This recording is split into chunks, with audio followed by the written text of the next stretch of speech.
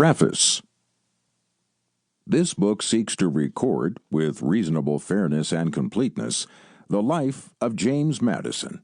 In the last 30 years or so, an immense amount of new material on Madison has become available. Publication of the papers of James Madison has begun, and an excellent 6-volume biography has appeared. From a scantily known major figure in American history, Madison has become one about whom information is now almost oppressively abundant. Furthermore, he lived 85 years and played a part in virtually every major public event, from the Stamp Act protests to the nullification crisis.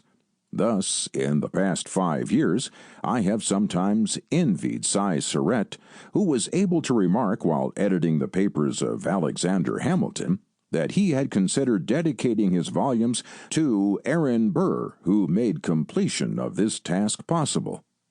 Nevertheless, I have tried to use the new resources and at the same time present Madison's long and full life within the covers of one volume, hopefully in a way useful to general readers as well as to scholars. My own study of Madison began 15 or more years ago under the guidance of Stuart Jerry Brown and the late T.V. Smith. In making Madison both real and relevant, they gave me the incalculable benefits of stimulation and long-lasting intellectual habits one derives only from his great teachers.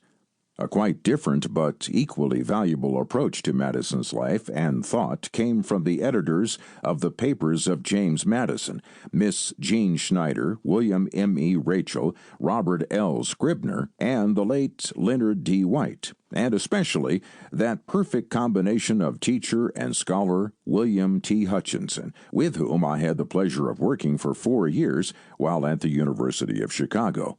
The 6 volumes of their work, thus far in print, transforms our understanding of Madison's first 32 years and are sure evidence of the unique value of complete publication and thorough editing.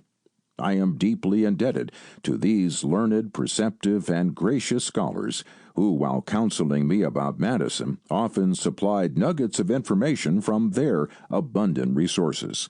I owe another very special debt to Irving Brandt, author of a 6-volume Life of Madison published between 1941 and 1961. Mr. Brandt's volumes have literally been at my elbow throughout my own work, and beginning long before he completed his work, he has responded helpfully and kindly to my many inquiries. Visits to his study in the Library of Congress were for me pilgrimages to the fount of all useful knowledge.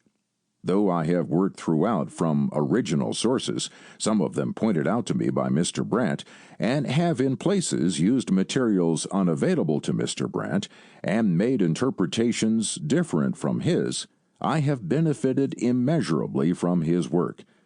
When readers think I have been incomplete or neglectful, they should turn to Mr. Brandt's volumes for fuller accounts. I hope no one embarrasses me by counting the number of citations I make to his work. I would then have to admit that even that indecent number does not fully record my dependence. Of the surprisingly large collections of Madison papers in private hands, when I saw them, the most important are the Cutts family papers, owned by Mr. and Mrs. George B. Cutts of Brookline, Massachusetts, and by Mr. Charles M. Story of Boston, and the private letters of Madison to William Pinckney, American minister to Great Britain 1806 to 1811. First made available to me by his great-granddaughter, the late Mrs. Lawrence R. Carton of Baltimore. Manuscript collections at the Library of Congress and the Historical Society of Pennsylvania have been the most valuable of those consulted at dozens of depositories. The source notes and the introduction to Volume 1 of the Papers of James Madison record the hundreds of other persons and institutions owning relevant material. Mrs. Marion DuPont Scott, the present owner of Madison's Montpelier estate, and Mr. Chester Hazard, its manager, kindly allowed me to visit there and shared with me their feeling for its environs. Mr. R. Carter